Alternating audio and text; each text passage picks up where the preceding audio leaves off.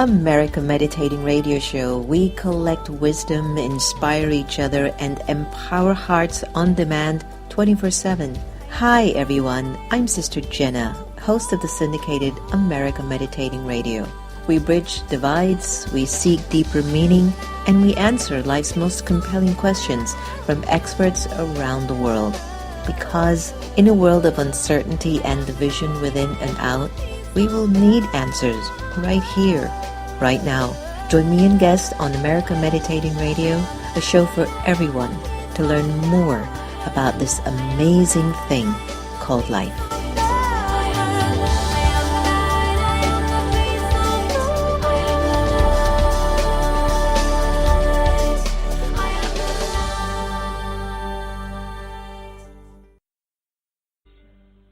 Do you like to meditate? Have you tried to meditate? Have you struggled with meditation?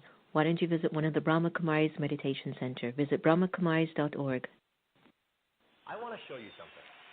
Each day around the world, 5,000 people are infected with HIV. That was over 20 years ago. Today, an estimated 1 in 5 gay men in major U.S. cities is living with HIV. So why aren't we talking about it? Today, we have the tools to make HIV history. Let's finish what we started. Because the world needs you to live. The Meditation Museum in Silver Spring, Maryland offers a variety of courses and activities to make your life go a whole lot smoother. Located at 9525 Georgia Avenue, you will be able to experience the beautiful silence that's in the space. There are courses in Raj Yoga meditation, positive thinking, stress-free living, and personal development classes. For more information, call us at 301-588-0144 or visit us online at meditationmuseum.org. Get off the grid and step inside your heart. Sister Jenna guides you through a powerful, encouraging, and motivating meditation that allows you to let go and become aware of you, regain strength, power, and peace.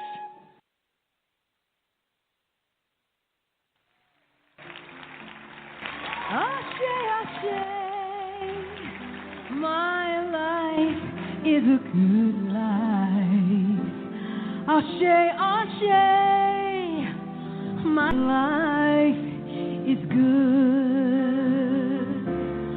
Ashe, Ashe, my life is a good life. Ashe, Ashe, my life. Amen, amen, my heart is a good heart. Amen, amen, my heart is good. Amen, amen, my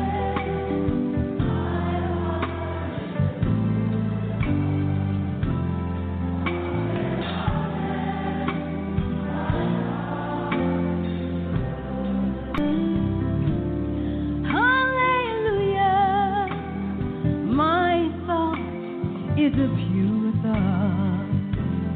Hallelujah, my thought is pure. Hallelujah, my thought is a pure thought. Hallelujah, my thought is pure. Selah, Selah, my way is a peaceful way. Selah, Selah, my way is peace.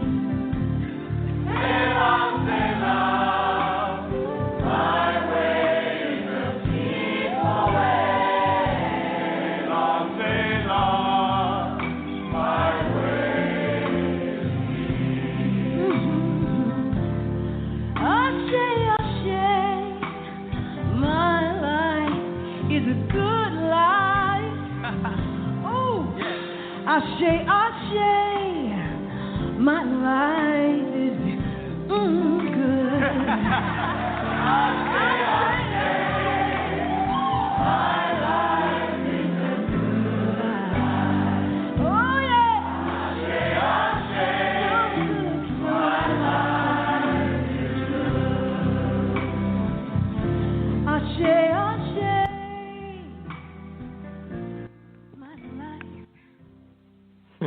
Our lives are good despite whatever's happening around us.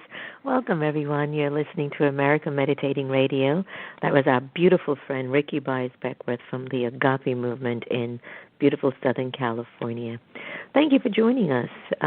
Your time to be with us is really, really valuable, and I treasure every second of your contribution to us and our path.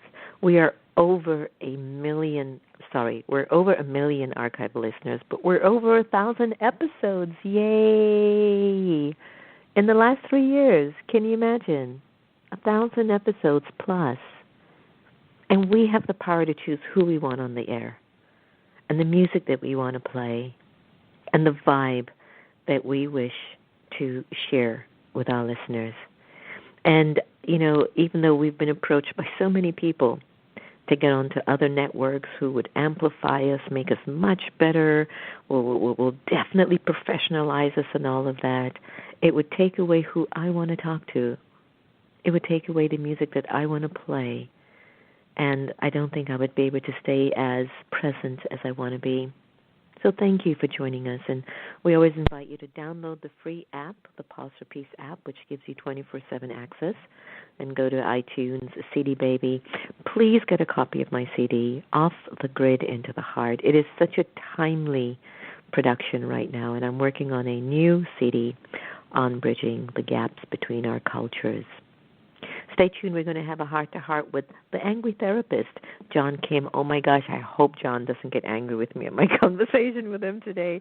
But I'm looking forward to hearing what John has to say and how he's going to maybe take us into another zone of understanding why we're here and how we're showing up, because there is a lot of anger in the world. And the question is, what do we do to be present, to be able to rise above it all and to offer the best of ourselves despite the challenges that we're witnessing in our culture and in our narrative of our world. So stay tuned after this beautiful meditation from the Jewel Meditation CD. Here is the switch. Take a deep breath, and then we'll be back to have a heart-to-heart with John Kim.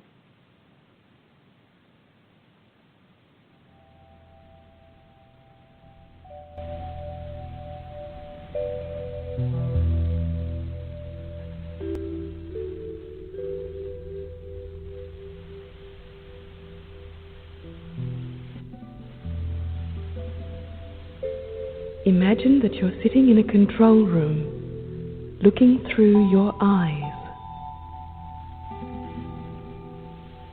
Allow your body to become very comfortable and still.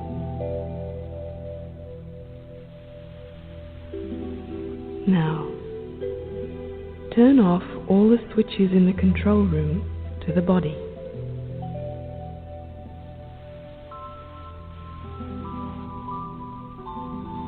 Turn off the switch to the feet, the switch to the legs. As each switch is turned off, you'll feel that part of the body relax and become very light.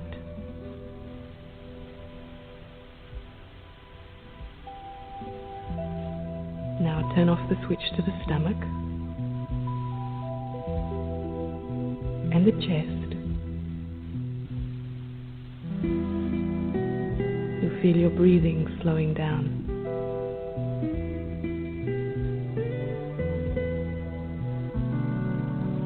Turn off the electricity to the hands and the arms. And you'll feel all the energy drawing upwards.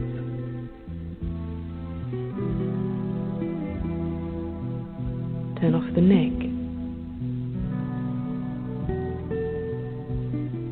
And now, last and most importantly, turn off the switch to the face until the whole engine of the body has come to a standstill.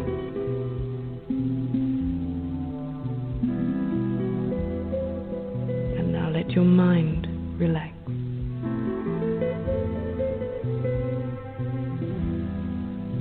Be in the present.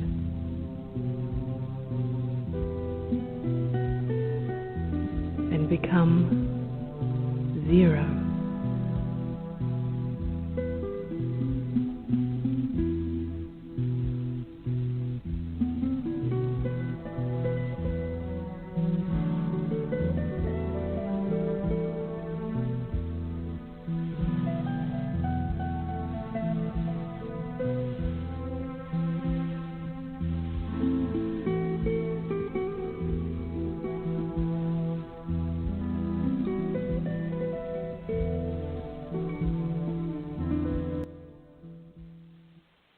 Welcome back. That was the switch, and I hope you were able to take your switch into a zone of well-being and to move more into a life of truth. You're listening to America Meditating Radio, and I'm your host, Sister Jenna. John Kim is a therapist, entrepreneur, public speaker, and the author of The Angry Therapist, a no BS guide to finding and living your own truth. He practices complete authenticity and transparency with his many clients, which is generally frowned upon in the clinical world, and continues to look for new, unconventional ways to help people. He sees himself as more of a lifestyle designer. I love that, a lifestyle designer rather than a traditional therapist. And he helps people create personal growth organically just by living. John's work has been covered in the Atlantic.com journal and Psychology Today, MindBodyGreen.com, and wonderful NPR, which we want them to stay on the air since their funding is planning on being pulled, but we're going to be a supporter of NPR Radio. Today we warmly welcome John Kim. John Kim, please don't scream at me. No worries, I'm not going to scream. Hi, I got to say, you have. I'm doing well. Thank you for having me. You're welcome. What were you going to say? You have one of the most calming voices on radio. Yeah, because that's the meditation, John, which I hope you do encourage your clients to do. Absolutely. It's one of those things where it's do as I say, not as I do, because it's such a struggle for me. I try to get 20 minutes in every morning, and I haven't hit that tipping point where where it's a daily ritual in my life, but I'm trying. Okay, well, do like what I do. I walk and talk meditation, which means I try to check that I'm not having any waste thoughts while I'm in action, and to me that's meditation. And I have a funny feeling you're doing that. I love what you're doing. I'm looking at your picture, and not only are you gorgeous, but, you're doing something that's helping people. And so you're considered a pioneer in the field of self-help because you've got a radical approach towards your way of, offering therapy. Tell us a little bit more about what is the Angry Therapist. Yeah. I think in my 20s and 30s I was angry. I was angry mostly because I wasn't happy and I was directionless, didn't have a sense of purpose. And then I went through a divorce about 7 years ago, and that just changed everything for me. I decided to be a therapist, and I kind of pulled the curtain back and decided to practice transparency. And a lot of therapists are not supposed to do that because in therapy school we're learned to, be very neutral, and there's a lot of shoulds in therapy school in the clinical world. And so I started a little blog called The Angry Therapist, and because I was going through my winter and heartbreak and my rebirth, I just started documenting. And I learned that people actually trust you more, and they responded to this therapist that also was hurting and had his issues and his problems. And I guess what happened was it humanized me. So The Angry Therapist, I called it that to kind of be funny that a therapist is angry, but at the end of the day, it's just my way of saying that I'm human. And I love that. I remember, and if you hear my show, I'll tell everyone about my first 4 to 5 years in spirituality. I thought I had become like the it, I was near to God, I'm it. Because people were following me, and people were like, wow, you're like a deity, you've been called, you're this, you're that. So I was playing it. But then I sat in my meditation room, which I called my Baba's room, founder, father of my movement, and I just said, I'm not what they say I am. And the beautiful whisper came to me, John, and he said, I don't need you to be perfect. I just want you to be honest. And that just diffused all of that sort of a superficial presence that we tend to give in front of people to try to make them think we're better than they are, or to try to give them something that we think they need. So thank you for your honesty and your authenticity. Word honest is kind of the North Star. That's everything, right. you know. Exactly, and I think we tend to shy away from it because sometimes when we have to look at ourselves, honestly, we sometimes realize areas that we've messed up and we don't really want to be accountable for that. Right. So what was it like as a therapist in the residential treatment program? I mean, treating teenagers struggling with substance abuse and stuff. Yeah, it was interesting because my definition when I was going through, becoming a therapist is I had this blueprint or this idea of what a therapist should look like. And, he's got an office and he's got those silver balls where they bounce back and forth. And, he comes in his shirt and tie and a press shirt and his latte. But the universe had different plans for me. The universe threw me into nonprofit residential working with underprivileged teenagers with their addiction. And so it was called TC, and it was basically education for me and learning about rebuilding yourself through other people and the power of community. And so a lot of my book and what I'm doing now stems from everything I learned in that world. So I started running groups, 3-4 groups every day for years and years and years. And I had some spiritual moments. I got to say, a lot of times they say that the house was haunted, but I've had moments, at 10 p.m. With 15 teenagers and almost felt like something was working through me, because I didn't even know what I was saying or how I was connecting dots, but the groups would just be amazing, and then I would drive home in awe, wondering, how I even did that. I was almost in a flow state, and I just felt that was my purpose because it just felt so honest. Well, I always call that it's when your moment of wisdom met a moment of silence. And you and I, our ego just has no control over that, and it doesn't need to be involved when there's something at a higher level that's being delivered. Talk a little bit about your therapeutic community. What is the treatment model that you've started that seems to be doing a lot of good? Yeah, so I started working in unconventional ways. I started seeing people around the lake. I said if we're gonna talk about life, let's do life while we're doing, while we're talking. And so I would bring them into the CrossFit box. We'd go on hikes, and I'd meet them at coffee shops. And I purposely never had an office. And so that kind of became a new, more kind of casual way of treating people. And a lot of therapists who follow me and life coaches really responded to that, and now they're doing it themselves and really enjoying it, so helping people and just taking it out of the room. And then I recently partnered with Taylor Adams and Noel and created this thing called Shift, and it's basically an online platform where you could grow through tribes. And then we also certify people to be life coaches, because I think that I think the clinical world is kind of broken. I didn't have a good experience. I don't regret it, but I think there's better ways to help people help people.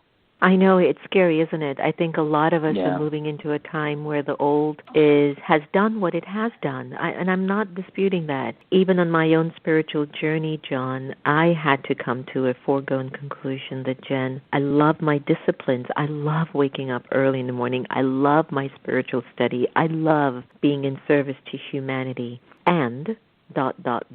Now I find myself that there's more that there's something that I was being prepared for as a result of that for more. And it's to actually give the clinical community the courage and samples to see that there are alternative ways that can actually help people to get over their mental anguish.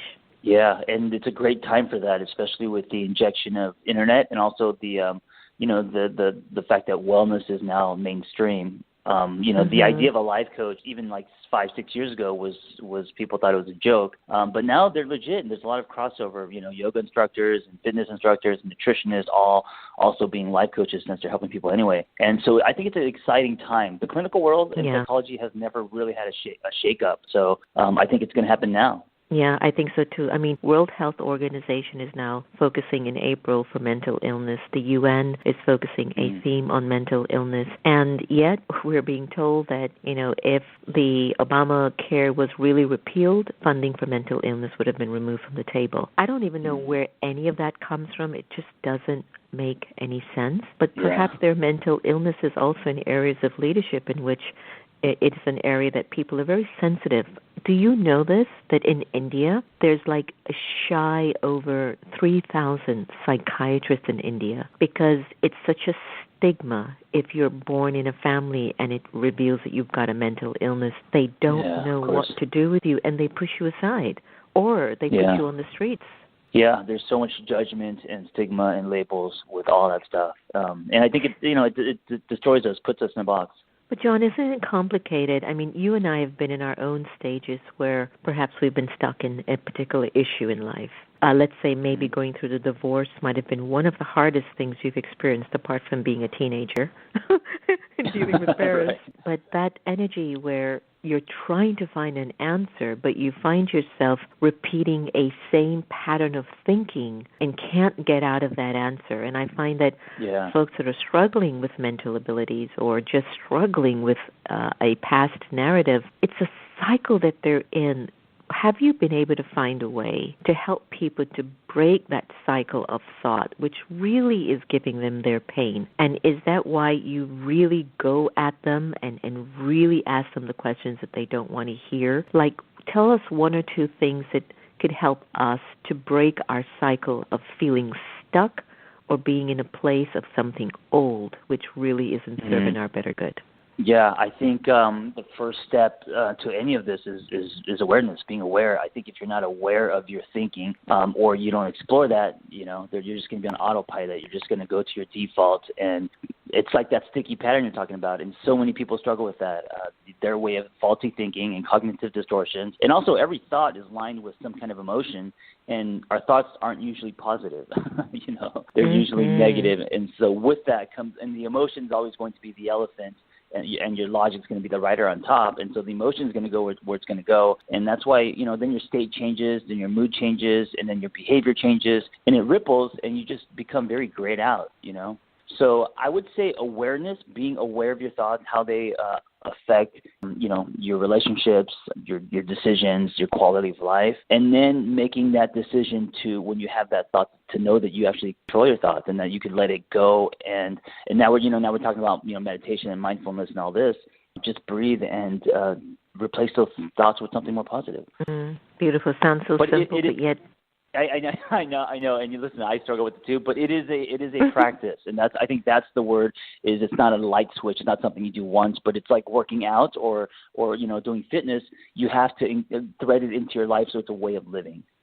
I think it's that integrating. It's that integrating of it, and it's that remembrance of it. And it's safe for me to assume that you do encourage your clients just take baby steps. I mean, you have a very, very large online practice. Don't you need to sometimes see the patient face to face for them, like vibrationally, or just I don't know. Yeah, and I got to say, even though I started the whole thing online and I do a lot of stuff online, there's nothing better than in person, and that's never going to change, right? I mean, to have the person in front of you is always the rich. You can get the most information and like you said, energy and mood and all that stuff. But when the internet came out, I just thought it was such a great tool because it's basically a direct conduit in someone's life with the press of a button.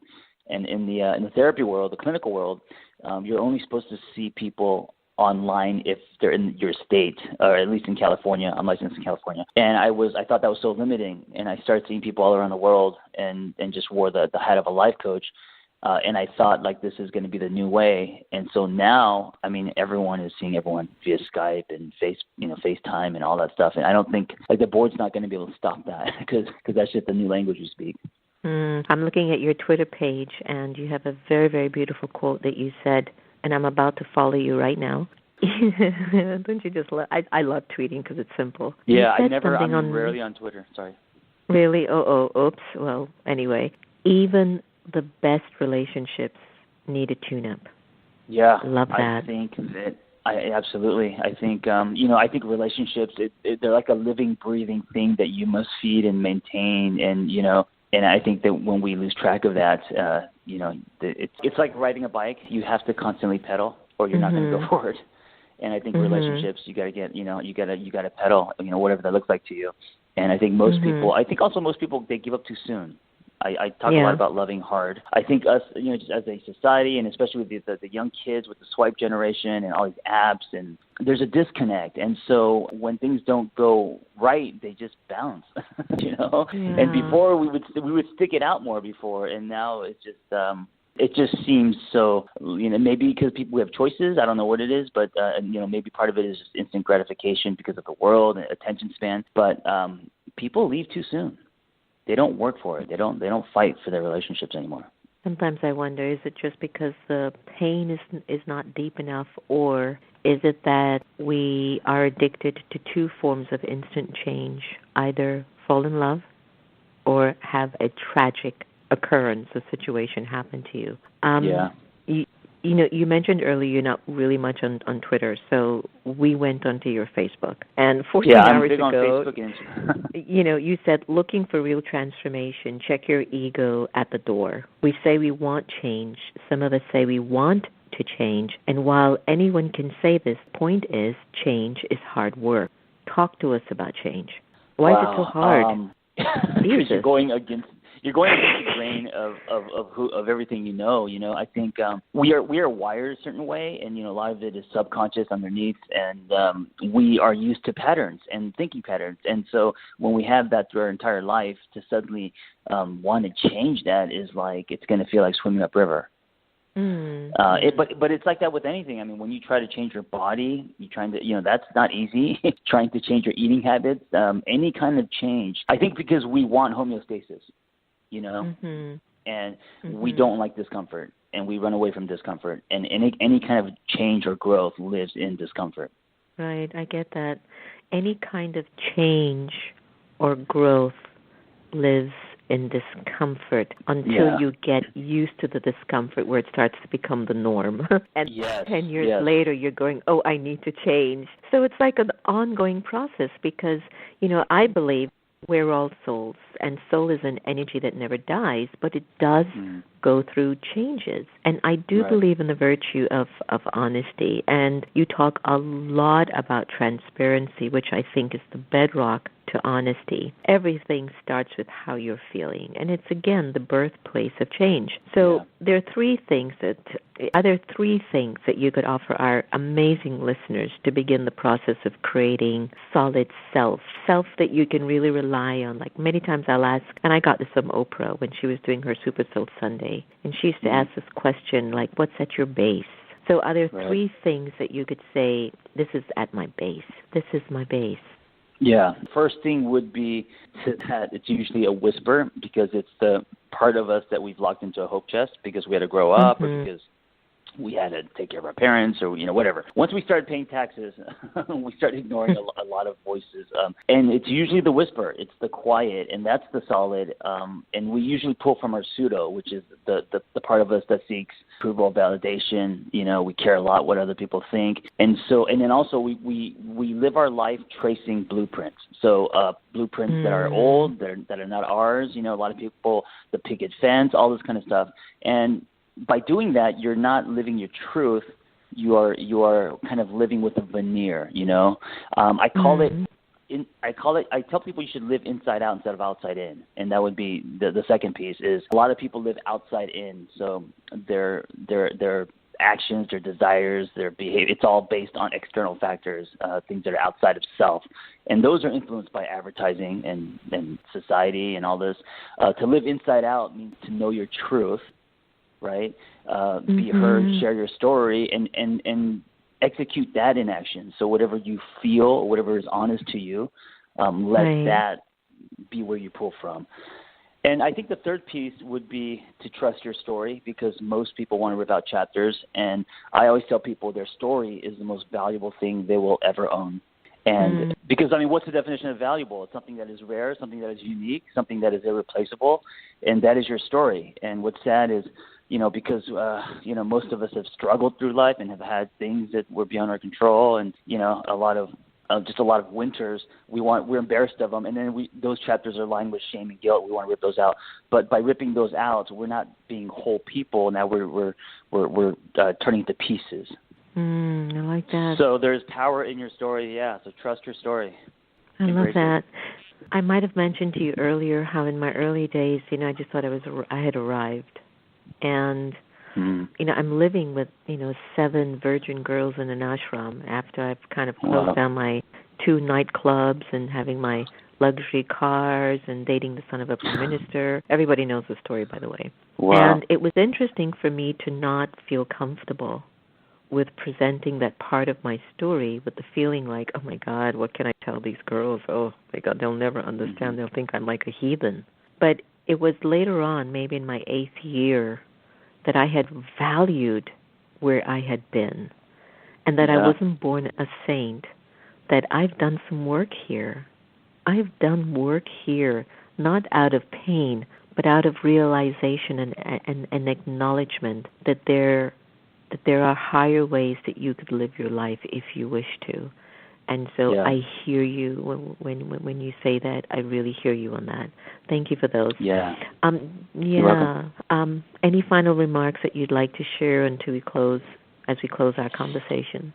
No, I like what we're talking about. I like this idea that we should go back to what's honest to us and be transparent. I also think you have a beautiful story, and I think that the contrast, the people that have gone through the most end up being the diamonds. They end up being the most beautiful people, the most empathetic and the most giving. So, I would just leave with reminding people to accept, embrace, share, and trust your story. All right. Well, let our listeners know where we can find more information about your work and John Kim. TheAngryTherapist.com, or I'm active on Instagram and Facebook mostly.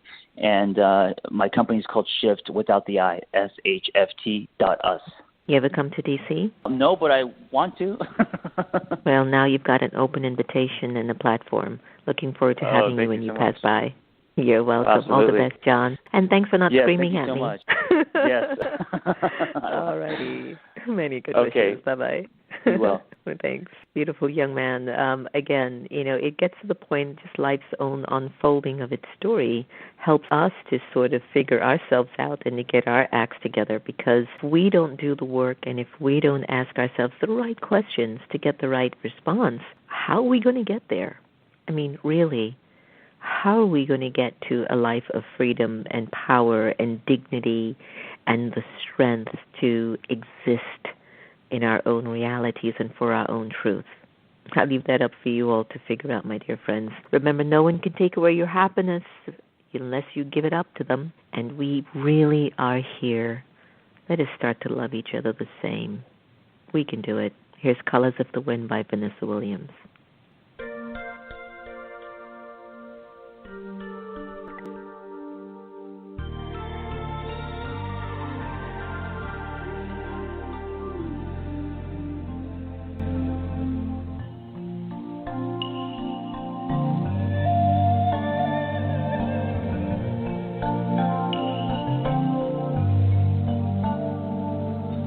Think you own whatever land you land on. Earth is just a dead thing you can claim. But I know every rock and tree and creature has a life, has a spirit, has a name.